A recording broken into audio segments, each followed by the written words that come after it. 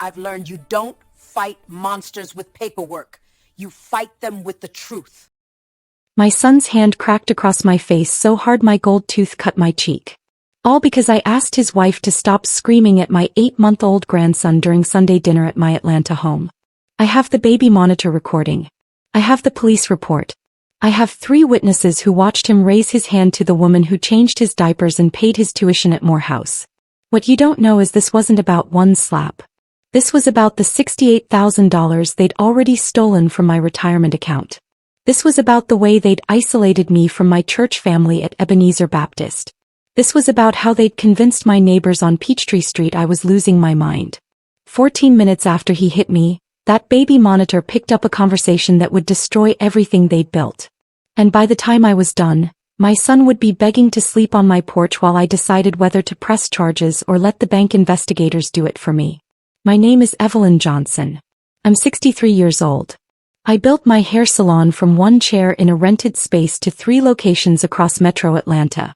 I did it all after my husband James passed from diabetes complications in 2005, leaving me with a mortgage and a 19-year-old boy who needed guidance.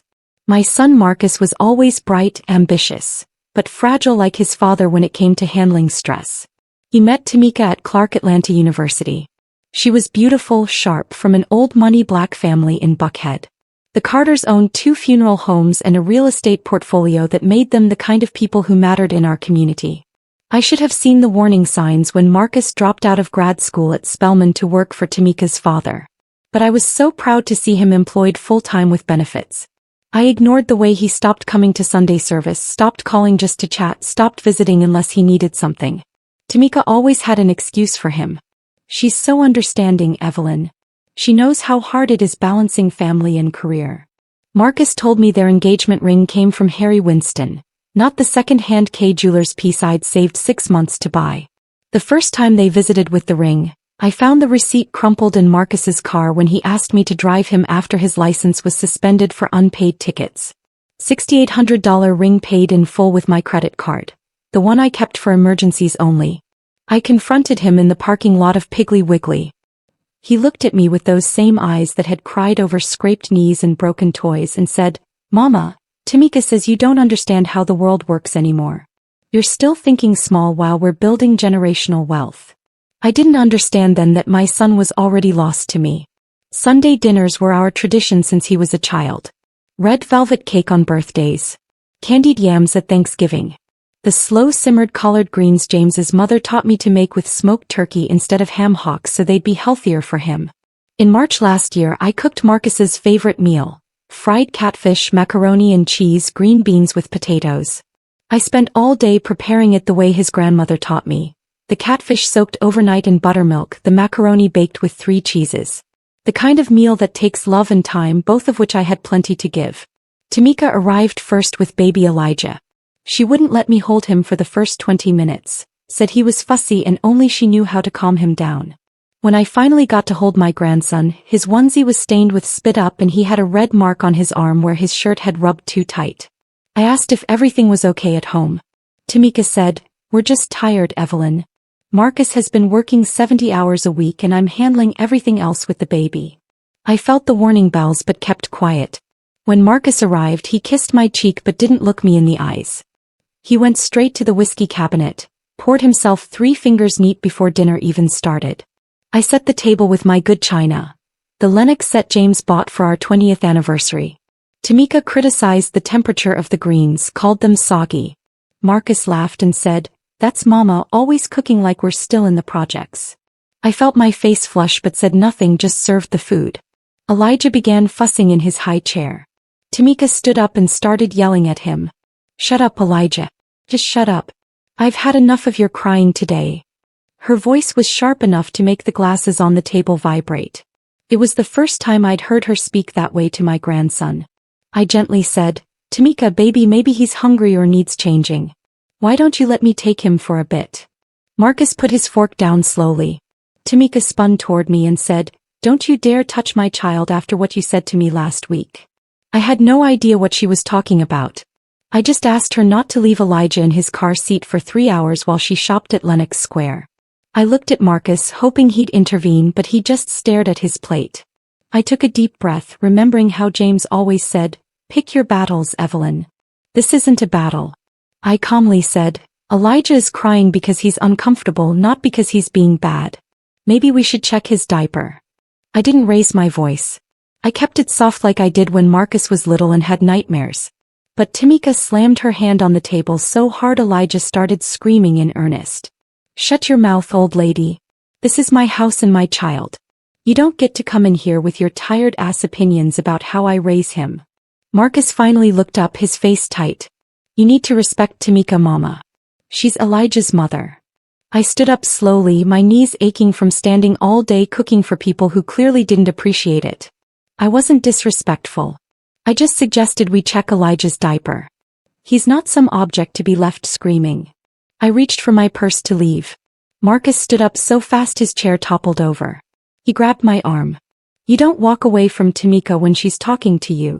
I've been talking to you for months, Mama, about how you need to give us space, about how your old-fashioned ways are stressing Tamika out." "Space? I've given you everything, Marcus. College tuition. The down payment on this house. The money for your wedding. I gave you space when you stopped visiting. I gave you space when you missed church. I even gave you space when you didn't come to Aunt Pearl's funeral because you were too busy with Tamika's family reunion. I'm not asking for much. Just to hold my grandson without being treated like a stranger in what used to be my home." Marcus let go of my arm and stepped back, his face contorted in anger. "You think you own me because you paid for things? Well, I'm a man now and this is my family, not yours." I looked past him to Tamika standing with Elijah on her hip. She gave me a small smile, the kind I'd seen her give to Marcus when she thought no one was watching. That's when I realized they'd been planning this for a long time. The isolation. The financial control. The way they turned my son against me. It wasn't just disrespect. It was a calculated takeover of everything I'd built. My hands were shaking but my voice was steady. "Marcus, if you want me to leave that's fine, but I'm taking Elijah with me to check if he's okay." I started toward them but Tamika stepped back, clutching Elijah tighter. "No one touches my child after what you did to my mother, Evelyn. I have no idea what you're talking about, but whatever you think I did, I would never hurt a child, especially not my grandson." Marcus moved in front of Tamika, his voice low, dangerous. "You don't remember, do you? That's convenient. How you conveniently forget things when they make you look bad." "What things, Marcus?" I asked honestly. Tamika put Elijah in his playpen and walked toward me.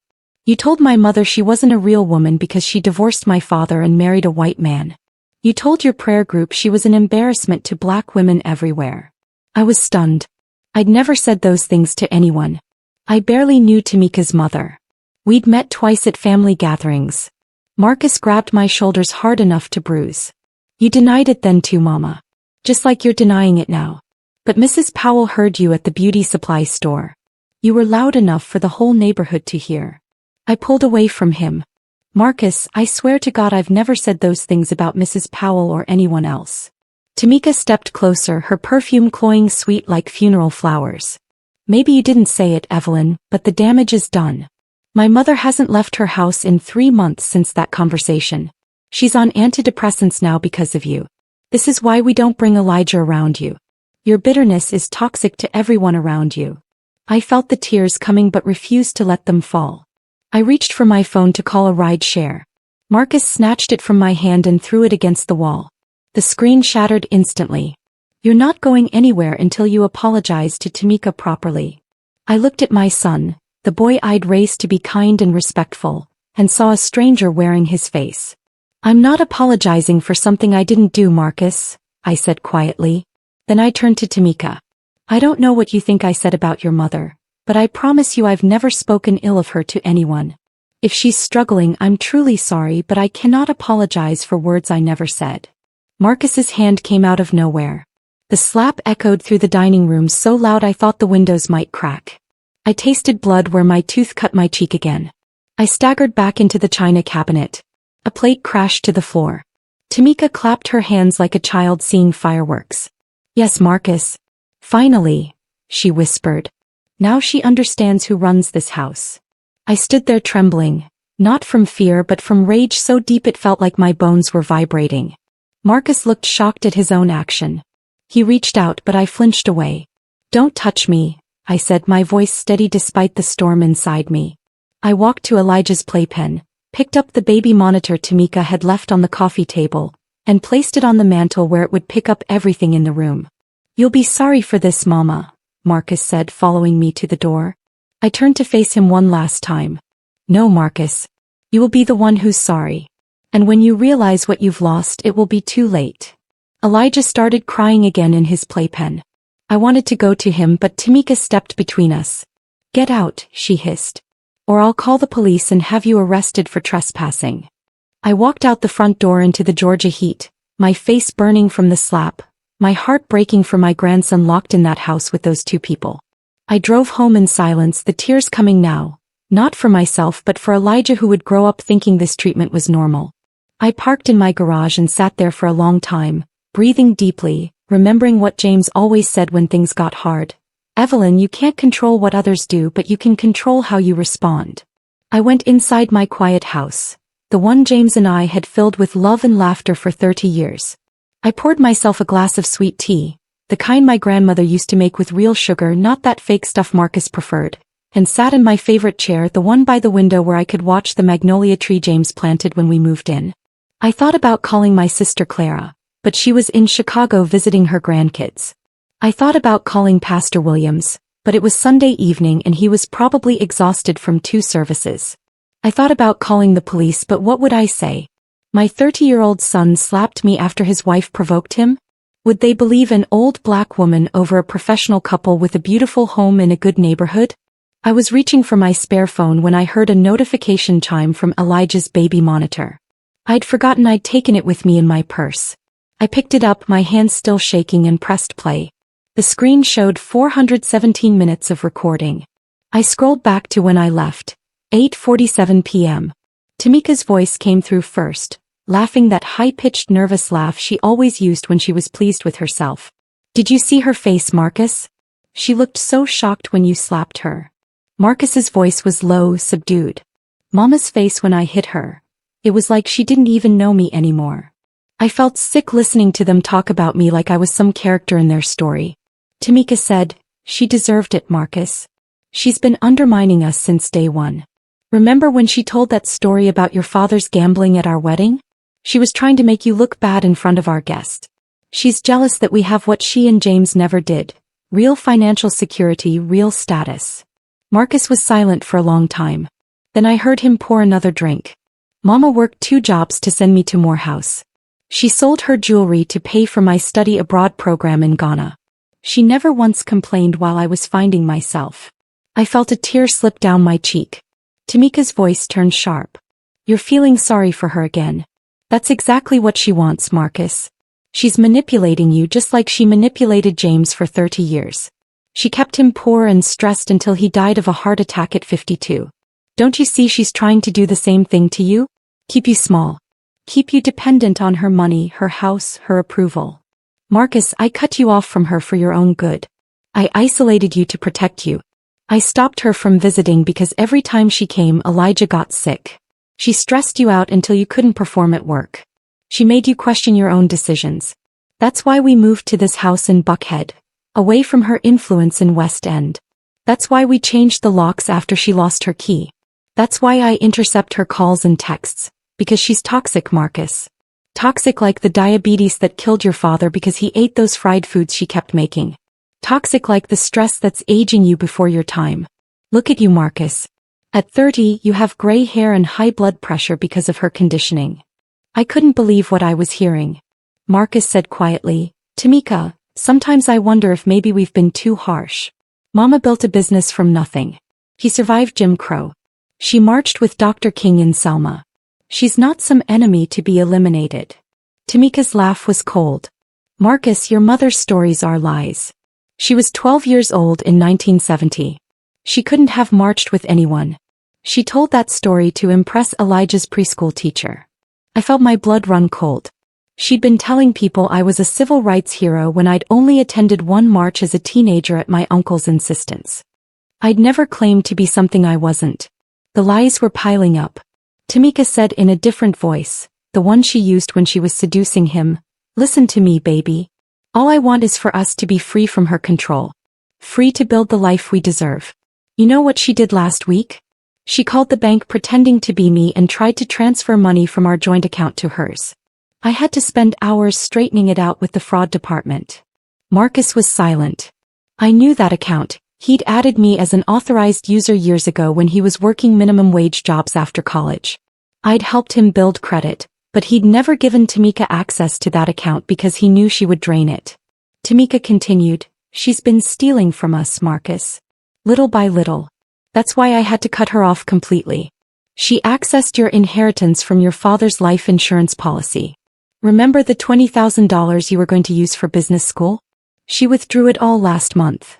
I felt the room spin. $20,000. James's insurance money that I'd kept in trust for Marcus since he was 18. I'd never touched a penny of it. Marcus's voice was tight. "Mama would never steal from me. She wouldn't." Tamika sighed dramatically. "Show me your phone, baby.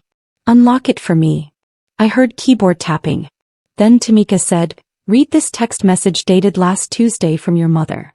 I squinted at the baby monitor screen, wishing I could see what they were seeing. Marcus read aloud, "Mama, this is urgent. I need you to transfer $5,000 to this account immediately. It's for my emergency fund. My house is being foreclosed on. I'll pay you back when I sell the salon." I have never sent that text message. I would never ask my son for money, especially not with a lie about foreclosure. My salon was thriving. My mortgage was paid off 15 years ago. Marcus said, "But this is from your old number. The one you used before you got the iPhone." Tamika's voice was syrup sweet. "Marcus, your mother got a new phone last month. Remember when she dropped her old one in the toilet at Red Lobster? I did that on purpose. I staged that whole scene so she'd need a new phone. Then I kept her old SIM card and number. I've been sending text from her number for months, setting her up, making her look desperate and unstable." I felt the tears coming again. Not from sadness but from rage so pure it burned my throat. Marcus was quiet for a long time. Then he said, "Why, Tamika? Why would you do that to my mother? He loved you. He welcomed you into this family. She tried to teach you our recipes, our traditions, our values." Tamika's voice turned icy. "Because she was keeping you from your destiny, Marcus. From being the powerful black man you were meant to be. He kept you poor. He kept you small. She kept you in that neighborhood with those people who hold you back. Look at where we live now. Look at the schools Elijah will attend. Look at the connections we have with the Carter's money behind us. We can be anyone we want to be. But your mother? She wanted you to stay in that little house in West End, working at that little salon, cutting hair for minimum wage customers. She was holding you hostage with guilt and obligation. I'm freeing you, Marcus. Freeing you to be great." Marcus said quietly, "I don't feel free, Tamika. I feel like I lost myself somewhere along the way. I can't even remember the last time I visited Mama just to talk, not to ask for money or favors, just to sit with her like we used to when I was a boy. I miss her laugh. I miss how she'd hum gospel songs while cooking on Sunday mornings.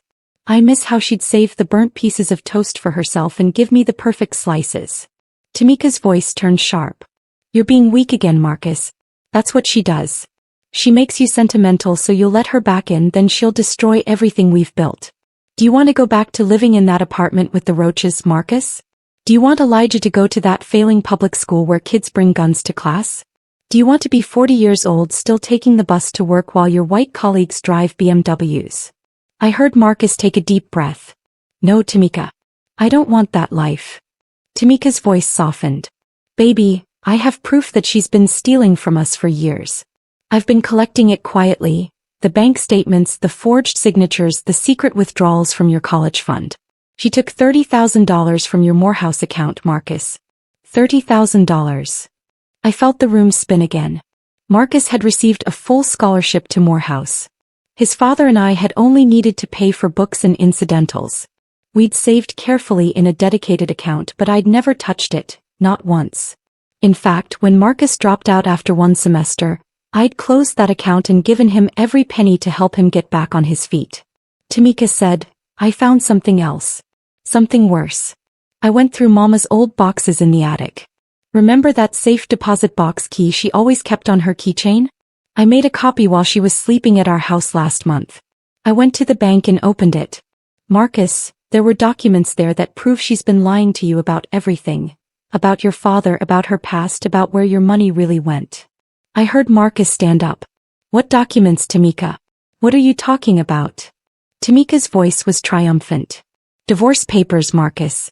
Your father wasn't her first husband. She was married before him for 10 years to a man named Robert Lewis. They had a child together. A daughter who would be your half-sister. Except she died at age 4 from leukemia. Evelyn let her die because she was too busy working at the salon to take her to doctor appointments. She hid this from you your whole life.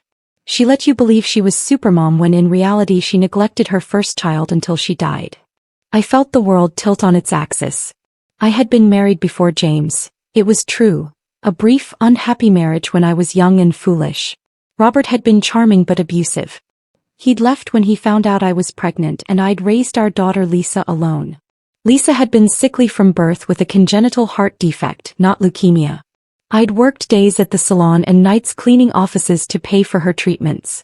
I'd been at her bedside when she took her last breath at age 4, holding her small hand, whispering, "I'm sorry I wasn't enough." I'd buried that pain so deep even Marcus didn't know about his half-sister. I'd thought it best to protect him from that darkness. But now they were using it as a weapon against me. Marcus was silent for a long time. Then he said, "If this is true, why are you telling me now, Tamika? Why after all these years?" Tamika's voice turned sweet. "Because baby, I love you. I want you to have the full truth so you can be free of her manipulation forever. I want you to see her for what she really is. A liar, a thief, a woman who destroys everyone who loves her." Marcus said tiredly, "I just want to go check on Elijah. He's been crying for 20 minutes. Tamika, no, Marcus. Stay here. I'll handle the baby. I need you to be strong for what's coming next." "What's coming next, Marcus?" asked Tamika. Tamika's voice dropped to a whisper. "I've contacted the district attorney's office, Marcus. I have enough evidence now to press charges for fraud and theft. Your mother could go to prison for 15 years minimum." Marcus's voice was barely audible. 15 years, Tamika? She's 63 years old. She'd die in prison. Tamika said coldly, "Better she dies in prison than she destroys another generation of our family. Do you want Elijah to end up in some state facility because she neglected him like she did her first child?" I heard Marcus sob quietly. "I can't believe this. Mama was always there for me. She was there when I scraped my knee. She was there when I got bullied in middle school. She was there when I failed my first college exam. She stayed up all night helping me study for the retake." Tamika's voice was sharp. "That's called love bombing, Marcus. It's a manipulation tactic abusers use to create dependency. She needs you to feel indebted to her so you'll never leave, just like your father never left her until his body gave out from the stress she caused." Marcus was quiet. Then he said, "I need to see those documents, the divorce papers, the medical records. Prove what you're saying, or I'm going to Mama's house right now to hear her side of the story." Tamika laughed a cruel sound. "Oh baby, you can't go to her house, not anymore. While you were sleeping last night, I called the bank and transferred all your assets to our offshore account in the Cayman Islands, including the deed to your mother's house." "Marcus, what are you talking about? That house is in Mama's name, not mine." Tamika's voice was triumphant. "Not anymore. Last month when she was in the hospital for that routine surgery, remember how I brought the papers for her to sign while she was drowsy from anesthesia? He signed over everything to you. And I had it transferred to our joint account this morning while you were at work. The house. The 3 salon locations. The retirement accounts. All of it is ours now, Marcus. You're finally free of her." Marcus's voice was shaking. "You did this without telling me? Without asking me? Tamika, this isn't what I wanted. I never wanted Mama's money. I just wanted her to understand our choices." Tamika slapped something hard on the table. Probably the documents she'd stolen from my safe deposit box. "Look at these, Marcus. Before you get sentimental again. Look at the bank statements from 2010 when you were in high school. See these withdrawals? She was stealing from your college fund to pay for her boyfriend's car repairs. Marcus, I never had a boyfriend after your father died. I dedicated my life to raising you and building my business. But they couldn't hear my silent protest. I heard paper rustling.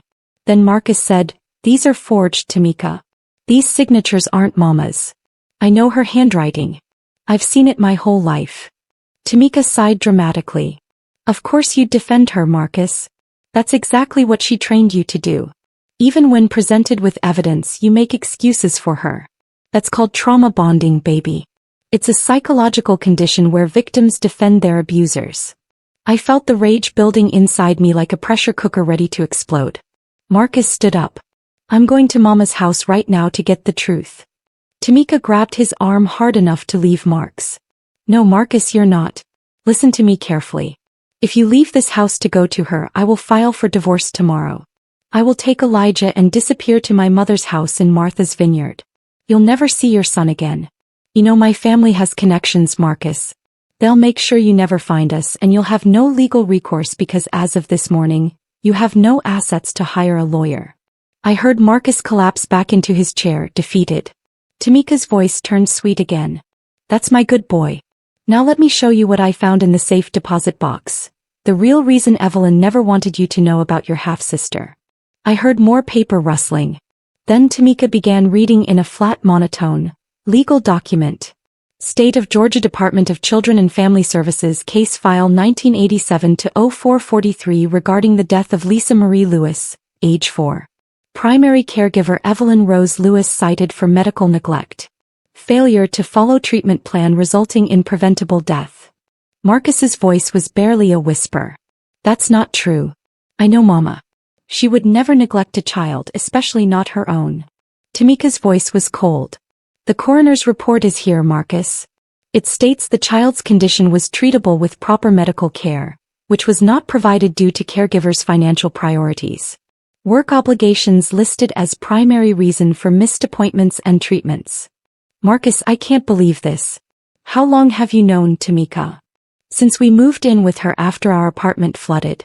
Remember how she kept complaining about the cost of her medications? How she said she couldn't afford to take time off work even when you were sick as a child. She's been like this her whole life, putting money before people. Marcus stood up again, his voice stronger. I need to see Mama. I need to hear this from her own mouth. I don't care about the money or the house. I just need to know if she really let her child die because of work. Tamika's voice turned dangerous. If you walk out that door, Marcus, it's over between us. You'll be choosing her over your wife. Over your son. Over the life we've built together. I heard the front door open and close. Then silence. I waited on the baby monitor for 10 minutes. 20 minutes. 30 minutes. Until I heard Tamika's voice on her phone. Yes, Arthur. It's me, Tamika Carter. Marcus just left to go to his mother's house. Good. Now remember our deal. You handle the foreclosure on Evelyn's house tomorrow morning first thing. Make sure the locks are changed before she can get in and take anything of value. Yes, I know she has no idea the deed was transferred last month. Perfect. And Arthur, about that inheritance issue from Marcus's father's life insurance policy? Yes, I need you to accelerate that transfer to our Cayman account before Marcus can interfere. He's feeling sentimental again, but don't worry, I'll handle him when he gets back. What about the old lady? No. Don't hurt her. Not physically anyway. Just make sure she has nowhere to go when she's evicted tomorrow. She has no family nearby. Her sister is in Chicago, and from what I understand they haven't spoken in years. Perfect. I'll call you tomorrow after the deed is done. I heard Tamika hang up the phone, then pick up Elijah from his playpen, shushing him sweetly. There, baby. Mama and Daddy love you so much. We're going to protect you from Grandma's sickness. Don't you worry your pretty head about anything. I played the recording again and again, memorizing every detail, every lie, every manipulation. The rage inside me was cold now. Focused. I picked up my spare phone and called Clara, my sister in Chicago.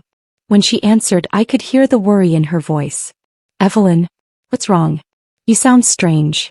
Marcus hit me, Clara. He slapped me because I asked Tamika not to yell at Elijah when they were at my house for dinner. Clara gasped. Oh my God, Evelyn. Are you okay? Did you go to the hospital? I'm fine, Clara. Physically I'm fine. But they've been stealing from me for years. They've been isolating me from everyone. They've been turning Marcus against me. And they're about to take my house and my business. I told her everything. The forged documents, the stolen money, the lies about Lisa, my first child. Claire was silent for a long time. Then she said, Evelyn, I'm getting on the first flight to Atlanta tomorrow. But that's not going to be enough. We need help. I have a friend. I need you to trust me completely.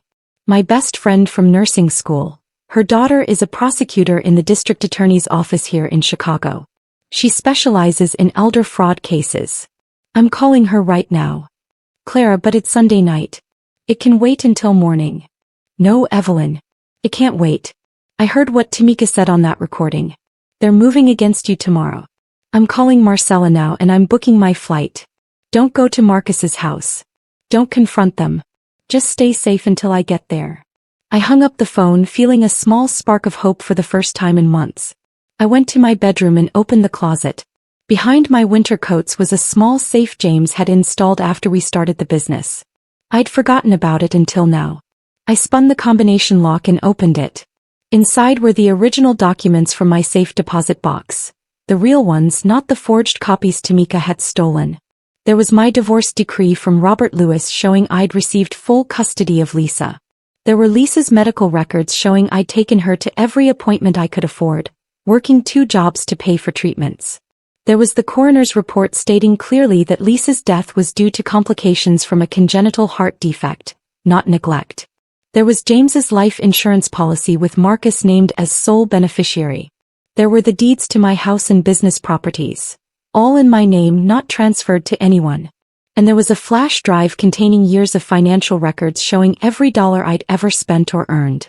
I'd kept these originals at home, hidden from everyone, even Marcus.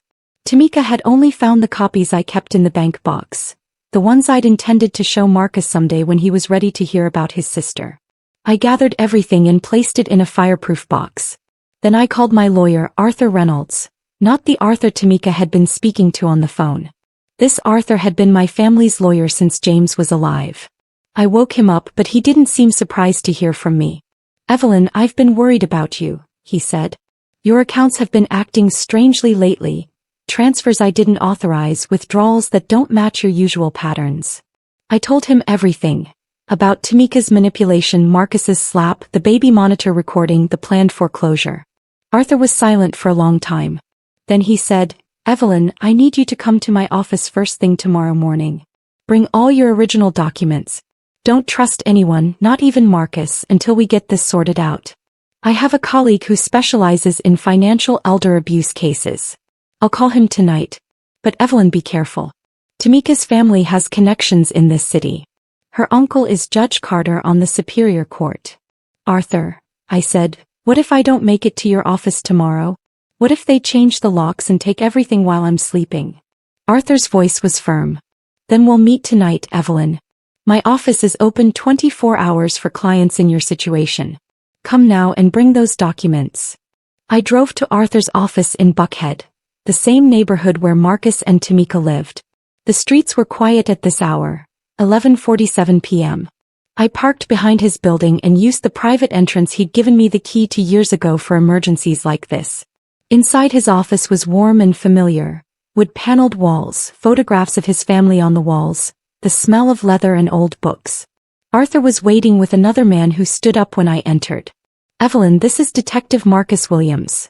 No relation to your son. He works with the Financial Crimes Unit of the Atlanta Police Department. I've brought him up to speed on your situation. Detective Williams was a large black man with kind eyes and a firm handshake. Mrs. Johnson, I'm so sorry you've been going through this. Elder financial abuse is one of the fastest growing crimes in our city, especially in communities of color where family trust is exploited. I showed them the baby monitor recording, played the entire conversation from start to finish. Their faces grew graver with each minute. When it ended, Arthur said, "This is worse than I thought, Evelyn. They've been systematically isolating you financially and emotionally for years." Detective Williams nodded. This is textbook financial exploitation with elements of psychological abuse. Under Georgia law, we can file restraining orders, freeze the assets, and press criminal charges. But we need your testimony and those original documents you mentioned. I opened the fireproof box and laid everything out on Arthur's desk. The real divorce decree, Lisa's complete medical records including handwritten notes from her doctors praising my dedication as a mother, the coroner's full report showing Lisa's death was due to her heart condition, not neglect, James's unaltered life insurance policy, the deeds to all my properties with no recent transfers, and the flash drive containing years of financial records. Arthur examined each document carefully while Detective Williams took photographs. "These are perfect, Evelyn," he said. "The forged documents Tamika created have several inconsistencies that will be easy to disprove in court. But we need to move quickly. They're planning to evict you tomorrow. I'll file emergency restraining orders tonight to stop any property transfers or foreclosures."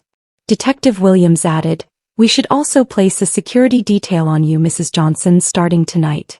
Tamika's family has connections, as you know. These cases can turn dangerous when money is involved." I agreed to everything, too exhausted to argue anymore. They drove me to a safe house, an apartment Arthur kept for clients in witness protection. It was small but clean, with a view of the Atlanta skyline. I couldn't sleep. I kept replaying Marcus's voice on the recording. I miss her laugh. I miss how she'd hum gospel songs while cooking on Sunday mornings. He still loved me beneath all the manipulation. He just couldn't see through Tamika's web of lies. At 3:15 a.m. my phone buzzed. It was Marcus. "Mama, I'm outside your house. Where are you?" "I saw the lights are off. I need to talk to you. Please open the door." I texted back calmly, "I'm not home, Marcus. I'm staying somewhere safe tonight. Why did you come over?" Marcus texted, "I had a nightmare, Mama. I was back in my childhood bedroom and you were singing to me like you used to when I was scared of thunderstorms. I woke up and I knew I had to see you. I know Tamika has been lying to me about things. Important things." I texted back, "Stay where you are, Marcus. I'm coming to you. But I need you to promise me something. Don't let Tamika know you're talking to me. He's dangerous. Don't trust anything she's told you about me or about money or about family. Just wait for me. I'm on my way." Within an hour I was sitting in Arthur's office again, this time with Clara, who had flown in overnight, her face tight with worry. Marcus arrived looking exhausted, his eyes red from crying or lack of sleep. I don't know which. He hugged me tightly, his body shaking. "I'm so sorry, Mama. I'm so sorry. I didn't see what she was doing to us. To you." I told him everything, showed him the real documents about Lisa, his half-sister, the medical records, the coroner's report, the truth about her short life. He read everything carefully, tears streaming down his face. "I never knew, Mama. Why didn't you tell me about Lisa? I thought you'd be too sad to talk about her. Or that you'd blame yourself like I did." I showed him the financial records, all the money I'd spent on his education, his wedding, his down payment on the house. All gifts, never loans. All given with love, not strings attached. He put his head in his hands. "I feel like I don't know anything anymore. Tamika has been lying about everything, even about her family background. Her father doesn't own funeral homes. Her mother isn't some buckhead socialite. They're middle class like us. But she made up this whole persona to impress people, including me." Arthur explained the legal situation. "We can reverse all the fraudulent transfers, but it will take time. The restraining orders are in place protecting your mother's assets, but Tamika and her family will fight back hard. They have resources." Marcus nodded. "I want to help. Whatever I can do to make this right." I texted Tamika to meet me at our favorite restaurant, the one where I'd proposed to her 3 years ago. I told her I'd decided to stay with her and forget about Mama. It was a lie, but a necessary one. She replied immediately, "Good choice, baby. I knew you'd see reason." When Marcus and I arrived at the restaurant, Detective Williams and 2 other officers were waiting in an unmarked car across the street. Arthur had a recording device in my purse just in case. Inside the restaurant, Tamika was already seated, looking smug. She stood up and kissed Marcus, then turned to me with a cold smile. "Evelyn, I'm surprised to see you here after the way you disrespected us in our home yesterday." I sat down calmly. "Tamika, I made a mistake. I see that now." Marcus explained everything to me, about Lisa, about the money, about how you've been protecting him from my bad influence. "I want to make amends." Tamika's eyes narrowed slightly, but she smiled. "I appreciate that, Evelyn. Takes a strong person to admit when they're wrong. What exactly are you proposing?" I leaned forward as if sharing a secret. "If you drop the foreclosure on my house and return all the money you've stolen, I won't press charges. I'll even give you the deeds to 2 of my salon locations. They're worth over $1 million combined." Tamika's smile widened. "Oh, Evelyn, you're learning. You're starting to think like a businesswoman. I could work with you. Maybe even let you see Elijah sometimes if you prove you can be trusted. Marcus watched us silently, his face unreadable. Tamika continued, but I already own everything now. The deeds have been transferred.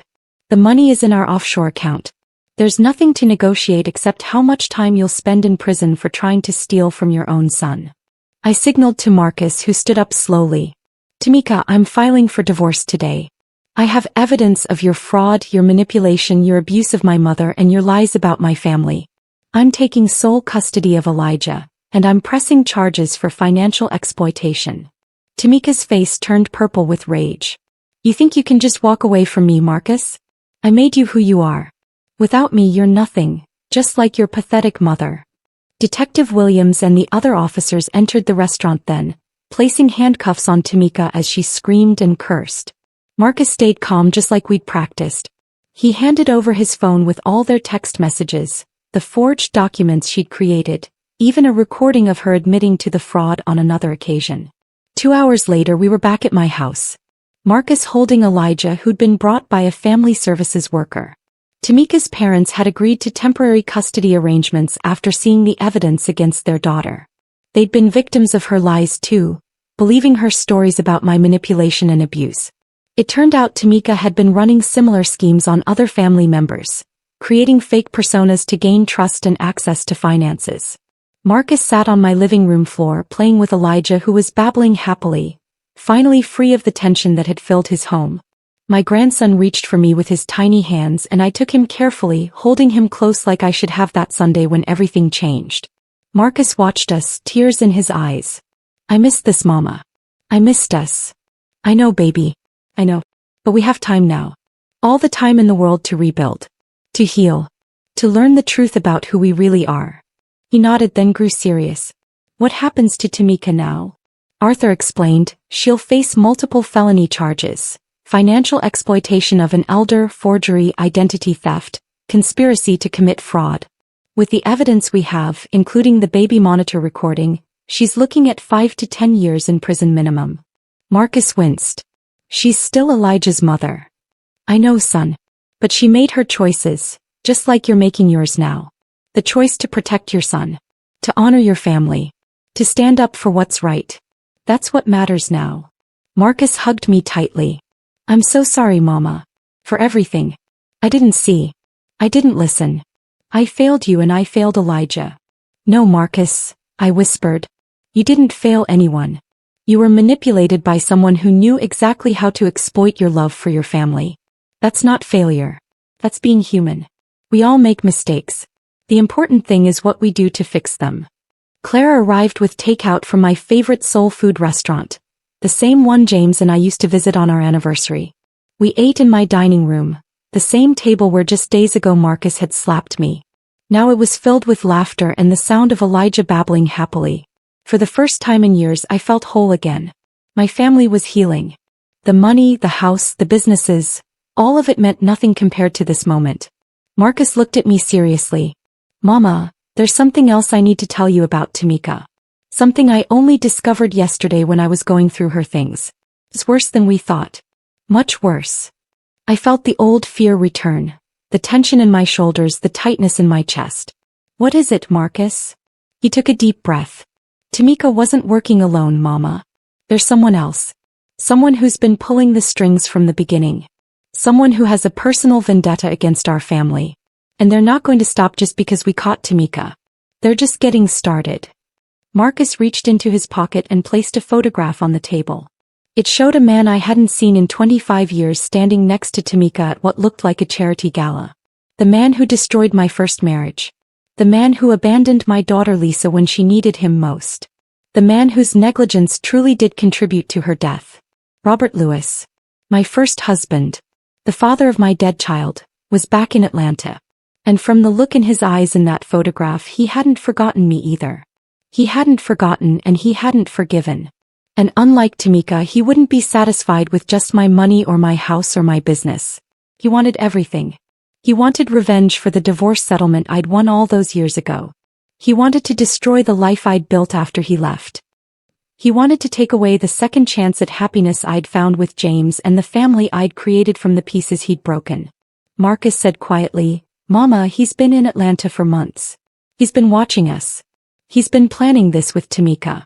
She was just his pawn, his entry point into our lives. But he's the one who taught her how to manipulate me, how to isolate me, how to steal from you. He's the one who gave her the idea to forge documents about Lisa. He knows exactly how to hurt you the most because he was there the first time your heart broke over her." I felt the room spin again, the sweet tea turning to acid in my stomach. Robert Louis. After all these years he'd found me again. And this time he wouldn't just take my daughter. He'd take everything I'd built in the years since he left. Marcus reached for my hand, his voice barely a whisper. "Mama, he told Tamika something that didn't make sense at first, but now I understand. He said he was going to finish what he started with Lisa. And this time he wouldn't just take your child, he'd make sure you watched while he destroyed everything you love most in this world." Marcus paused, his eyes filled with terror. "And Mama, he wasn't talking about me. He was talking about Elijah." My hands went numb holding Elijah. The room spun like that old merry-go-round at Piedmont Park where I used to take Marcus as a boy. Robert Louis. After 25 years of silence, 25 years of praying he'd stay gone, he was back. And he wasn't just after my money or my house or even my son this time. He wanted my grandson. Marcus saw the blood drain from my face. "Mama, I'm so sorry I didn't see this sooner. Tamika showed me messages. They've been planning this since before we even met. He paid for her education, her apartment, even that ridiculous engagement ring. He was never in love with me. I was just a way to get close to you." Clara grabbed my shoulders, her nurse's hands firm and grounding. "Evelyn, breathe. We need to think clearly right now. Where's Elijah's car seat?" I couldn't speak. Could only stare at my grandson's perfect face. His wide brown eyes that held none of the shadows his father carried, his tiny fingers wrapped around my thumb. Just like Lisa's had been. I remembered holding my daughter that last night in the hospital, how she'd whispered, "Mama, don't let go," before the machines flatlined. I'd failed her then, working double shifts while Robert disappeared with his drinking buddies. But I wouldn't fail Elijah. Arthur Reynolds burst through the door with Detective Williams behind him. "I just got the alert. Robert Louis is in Georgia. He crossed the state line this morning. Evelyn, we need to get Elijah somewhere safe right now. Robert's been living in Miami under the name Richard Lawson," Marcus explained, his voice shaking. "He remarried, had another family. But when his second wife died last year, he found Tamika online. She'd been researching you for years, Mama. Your salon, your church, your entire life. She knew about Lisa before she ever met me." The pieces crashed together in my mind like broken glass. That charity gala photo. They'd been watching me for months. Robert hadn't just wanted my money. He'd wanted to destroy the life I built after he left me with a dying child and empty bank accounts. He'd watched me mourn Lisa alone while he built a new family in Florida. And when that life crumbled with his wife's death, he came back for the only thing he'd ever been good at. Taking what was mine. I handed Elijah to Clara. "Get him to your hotel. Don't tell anyone where you're going. Not even me until you're there. Marcus, call your sister-in-law LaTanya. She's a flight attendant. Have her book 2 one-way tickets to Chicago under her name. Now." While they scrambled, I turned to Arthur. "What does Robert want? Really want?" Arthur spread papers across my kitchen table. According to bank records and Tamika's phone, he's been systematically draining accounts for 3 years. But this morning he transferred $1.2 million to a Cayman Islands account under the name Louis Family Trust. He's not just after your assets, Evelyn. He's erasing you. Legally, financially, historically. These documents Tamika forged? They're part of a pattern. He wants to rewrite your entire life story. Detective Williams leaned forward. "Mrs. Johnson, Robert Louis has a history we didn't know about when you divorced him in 1998. He was investigated for financial fraud in 3 states. Changed his name twice. His second wife's death wasn't accidental. She was about to expose him for embezzling from her family business. Her case was closed as suicide, but I have contacts in Miami PD who tell me otherwise. Robert didn't just abandon Lisa when she was sick. He made sure I couldn't afford her treatments. The divorce settlement I thought I'd won, he'd hidden assets in offshore accounts. I'd been awarded $250,000 but the checks bounced. By the time I discovered the truth, he'd vanished with barely a trail. I'd spent years working extra shifts at the salon, cleaning offices at night, anything to pay for Lisa's heart medication. And he'd been living in Florida mansions the whole time. Clara returned, her face tight. Elijah's safe at the Westin with a police officer watching the door. Arthur, we need to move Evelyn too. No, I said. Robert wants a performance. He wants me to watch while he takes everything. If I run, he'll just hunt us down. But if I stay, if I let him think he's winning. Marcus stared at me. Mama, no. You can't face him alone. I'm not alone, baby. I have all of you. And I have something Robert doesn't know about. Something he never could understand. I walked to the bedroom closet and pulled down a dusty shoebox from the top shelf. Inside were Lisa's baby shoes, her first drawing of our family, and a small velvet pouch. I poured the contents onto the table. 3 keys on a silver chain. This is from Lisa's hospital room safe deposit box. The one Robert didn't know about because he was too busy gambling away our rent money to attend her doctor appointments. Inside that box is a recorded confession. Robert's voice admitting he forged my signature to empty our joint account while Lisa was in surgery. I was going to use it to fight him for full custody, but he disappeared before I could file. I kept it all these years, too angry to destroy it, too broken to use it. Arthur's eyes widened. That recording could destroy him legally. But Evelyn, it's been 25 years. Statutes of limitations. I cut him off. Robert doesn't care about statutes of limitations. He cares about legacy. Reputation. That's why he's so obsessed with rewriting my story. To him, this was never about money, it was about control. About proving he could break me completely. Detective Williams nodded slowly. Mrs. Johnson, what are you planning? I looked at Marcus. Remember that old house in Decatur? The one Grandmama left me when she passed. The one you rented out to medical students? Yeah, but it's been vacant since the pandemic. Not completely vacant. I've been using the basement as storage for salon inventory. There's a separate entrance, a security system Granddaddy installed back in the 1970s that even the tenants didn't know about. Robert thinks he knows everything about me, but he never knew about that house. He never knew about the panic room Grandmama built during the Atlanta child murders. Marcus's eyes lit up. Mama, you think we could lure him there? I reached for my phone and texted a number I hadn't used in decades. Robert Lewis. This is Evelyn. I know about Elijah. I know about everything. If you want to finish what you started with Lisa, come to 237 Magnolia Street in Decatur tonight at 8 p.m. Come alone. Or I release that hospital recording to every news outlet in America. You'll never see Florida again, let alone your grandchildren. The reply came instantly. Clever girl. Always were. But you forget, I know your tells. That address is a trap. You think I don't know about your panic room? I followed your grandmother to that house many times. I know every inch of it. My blood turned to ice. He'd been watching me even then during the worst days after Lisa died. How could I have missed it? Detective Williams took my phone. Mrs. Johnson, let me handle this. I want you and Marcus to go to a safe house with Clara and Elijah. We'll set up surveillance at the Decatur house. When Robert shows up, we'll have enough for multiple charges. No, I said firmly. This ends with me. Robert wants to destroy my legacy? Fine. Let him see what I've built from the pieces he broke. I drove to the Decatur house alone, just as Robert demanded, but Marcus followed in a separate car 5 minutes behind me. The house looked the same as it had 20 years ago, white clapboard with peeling paint, the magnolia tree Grandmama planted still shading the porch. I unlocked the front door and stepped inside, my heart pounding like it had the night Lisa stopped breathing. The living room was exactly as I'd left it. Grandmama's floral sofa, the upright piano where she taught me hymns, the same dusty Bible on the coffee table with her handwritten notes in the margins. I walked to the kitchen and opened the pantry door. Behind the shelves was the hidden lever Granddaddy had shown me when I was 12, just before the first missing child was found in the river. The panic room was smaller than I remembered, but the reinforced steel door was still solid. Inside were emergency supplies that had long expired, but what mattered was the wiring. Granddaddy had been a telephone repairman for Southern Bell, and he'd rigged the room with recording equipment that fed to a hidden transmitter. I found the switch behind a loose brick and flicked it on. Red lights blinked to life. I wasn't going to hide in here. I was going to trap Robert in his own past.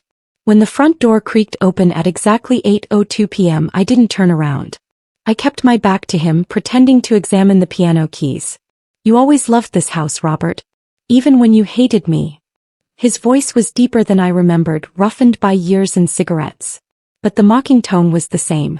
I remember the first time I brought you here. You were wearing that yellow dress. Thought you were so grown, 18 years old and already carrying my child. Lisa wasn't just your child, Robert. She was your daughter. And you abandoned her when she needed you most. He stepped closer, the scent of his cologne, still that cheap musk he'd always worn, filling the room. I abandoned you both because you trapped me, Evelyn. A baby when I was just starting medical school. Do you know how much potential I had? How many lives I could have saved if you hadn't chained me to that apartment with your crying and your demands? Medical school? You dropped out after one semester. You were working as a bartender while I cleaned offices at night to pay for Lisa's medicine. I pulled out my phone and showed him the screen. A photo of Lisa in her hospital bed, small and pale with tubes running from her arms. This is who you abandoned. This is your legacy. He laughed, a harsh sound that echoed in the empty house. That weak little girl. He was always sickly. Probably better she died young. Spared you the burden of raising another disappointment like her brother. Something in me fractured. Before I could stop myself, I hurled the phone at him. It bounced off his shoulder. Marcus isn't a disappointment. He's a good man who loves his son. Something you never understood. Robert rubbed his shoulder, grinning. Still got that fire, I see. Tamika warned me about that. Said you'd fight harder for that baby than you did for your own daughter. But don't worry, Evelyn. I don't plan to take Elijah away permanently. Just long enough to teach you the same lesson you taught me all those years ago, that everything you love can be taken from you in an instant. As he reached for me, the pantry door burst open. Marcus stood there with Detective Williams and 2 uniformed officers behind him. Police. Hands where we can see them. Robert didn't even flinch. Of course you brought backup. Just like at that custody hearing when you played the grieving mother card. Do you really think handcuffs will stop me? I own judges in 3 states, Evelyn. I've been untouchable for 25 years. What makes tonight different? Detective Williams moved forward, but I stopped him with a hand on his arm. No. This is between Robert and me. Let me finish this. I walked to the piano and lifted the lid. Beneath the keys was a small recording device with blinking red lights. Did you ever wonder why Grandmama left this house to me instead of her own children? It's because this room was designed for one purpose, to catch monsters. Every word you've said tonight has been recorded. And not just here. I nodded to Marcus, who held up his phone. Live streaming to the Atlanta Police Department, the Florida State Attorney's Office, and every major news outlet in the country. Your confession about Lisa's medical neglect is already being reviewed by prosecutors. Tamika's already singing like a canary in exchange for leniency. She says you promised her $50 million from offshore accounts if she helped you destroy me. For the first time, fear flickered in Robert's eyes. That little bitch, she doesn't know what I'm capable of. Oh, I think she does, I said softly. That's why she cut a deal. But you know who else knows what you're capable of? Your grandchildren in Miami. Did you think I wouldn't find them? That little boy who looks just like you. You read him bedtime stories every night, don't you? Just like you never did for Lisa. Robert lunged at me then, but the officers tackled him to the floor. As they cuffed him, he screamed, "You think this is over, Evelyn? I have people everywhere. When I get out, I'll find that boy. I'll finish what I started." They led him away, still shouting threats, but I wasn't listening. I was thinking about that little boy in Florida who carried Robert's blood. Was he suffering the same way Lisa had? The same way Marcus had grown up without a father's love? At the police station later, Detective Williams handed me a cup of terrible coffee. We got him on multiple charges. Conspiracy, fraud, witness intimidation. The Florida authorities are reopening his wife's suicide case. He'll be in prison for the rest of his life. But prison won't stop him, I said. Robert always finds a way. Always has someone to do his dirty work. Marcus sat beside me, his face exhausted but determined. I've already filed for sole custody of Elijah, Mama. Changed all our passwords, moved our financial accounts. But you're right, we can't just wait for Robert to get out. We need to end this permanently. Arthur Reynolds joined us, his briefcase bulging with papers. I've been researching Robert's assets. Evelyn, he's worth over $40 million. Much of it hidden in offshore accounts under aliases. But here's the thing. Most of it was built on fraud. We can use your hospital recording as leverage to freeze everything. Cut off his funding sources. Without money, he's powerless. I nodded slowly. But what about his family in Florida? That little boy who looks like him? If Robert's capable of hurting Elijah, what's to stop him from hurting his own grandson? Arthur's expression turned grim. There's something else. Robert's second wife, Maria. She wasn't just about to expose his fraud. She discovered he was planning to take their son Miguel to Venezuela, where his money was safe from U.S. authorities. She was going to take Miguel and disappear, but Robert found out. That's why she committed suicide. Child Protective Services placed Miguel with Maria's sister, but Robert's been fighting for custody for years. He sees that boy as his ticket to rebuilding his empire. The pieces clicked together with horrifying clarity. Robert wasn't just after Elijah. He was building an army of children. First Miguel, then Elijah. Training them to be his instruments of revenge against anyone who crossed him. Just like he tried to do with Marcus through Tamika. We need to get to Miguel first, I said. Before Robert's associates do. Detective Williams shook his head. Mrs. Johnson, that's in another jurisdiction. We can alert Florida authorities, but they'll move slowly. This isn't our case. It's all our case, I said firmly. Robert Lewis doesn't care about state lines or jurisdictions. He sees children as possessions. Tools. Just like he saw Lisa. Just like he sees Elijah. And if we don't stop him now, that little boy in Miami will grow up to be just like him. Marcus took my hand. Mama's right. I have a friend, LaToya, from my Morehouse days. She's a child advocate in Miami. If anyone can help us move quickly, it's her. Arthur sighed. This is outside my expertise, but I know a retired FBI agent who specialized in cross-jurisdictional child protection cases. Let me make some calls. As they worked their connections, I thought about Lisa. How different her life might have been if someone had fought for her the way I was fighting for Elijah and Miguel now. How her smile would light up a room, how she'd hum gospel songs even when she was sick. She would be 30 years old now. Maybe a teacher like her Aunt Pearl. Maybe a mother herself. The detective's phone buzzed. He glanced at the screen and paled. Evelyn, we have a problem. Robert made a call from jail an hour ago. To a number registered to a shell corporation in Panama. And 10 minutes ago, that same number pinged near Hartsfield-Jackson Airport. Someone's on a flight to Miami right now. Marcus stood up so fast his chair crashed to the floor. We have to go. Now. I grabbed my purse, my mind racing. There was one person in Miami who might help us. Someone who knew Robert's patterns, his weaknesses, his history. Someone who'd seen firsthand how he operated. Detective Williams blocked my path. Mrs. Johnson, you can't just hop on a plane. Robert's associates could be waiting. This is police business now. This stopped being police business when he threatened my grandson, I said quietly. And it stopped being just my business when he endangered another child. Sometimes the law moves too slowly for justice. I pulled out my phone and dialed a number I hadn't called in 15 years. The line rang twice before a familiar voice answered, thick with sleep. Evelyn, is that you? It's 3 a.m. here. Maria, I said. I need your help. Robert's back. And he's coming for your son. Evelyn Lewis's voice sharpened instantly. What did you say? Robert's where? He's in Atlanta jail right now, but his people are on their way to Miami to get Miguel. I think he's planning to take him out of the country. The line was silent for a long moment. Then Maria whispered, meet me at the old lighthouse in Key Biscayne at dawn. Come alone. And Evelyn, don't trust anyone. Not even the police. Robert owns people everywhere. Even in my sister's house.